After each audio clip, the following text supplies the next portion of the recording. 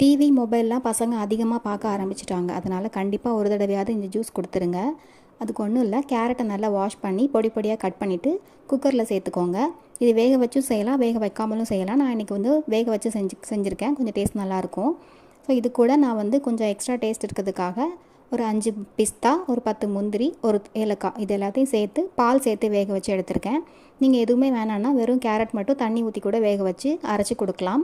வேக வச்சதுக்கப்புறமா இதை நல்லா அரைச்சி மிக்ஸி ஜாரில் போட்டு பால் சேர்த்து அரைச்சிக்கோங்க. இன்னும் டேஸ்ட் நல்லாவே இருக்கும். தேவைப்பட்டால் இனிப்பு வேணும்னா போடுங்க, இல்லைன்னா நீங்கள் அப்படியே அரைச்சிட்டு அப்படியே கூட கொடுக்கலாம். நான் இன்றைக்கி 2 ஸ்பூன் சுகர் சேர்த்துருக்கேன். நீங்கள் வேணால் நாட்டு சர்க்கரையும் ஆட் பண்ணி கொடுக்கலாம்.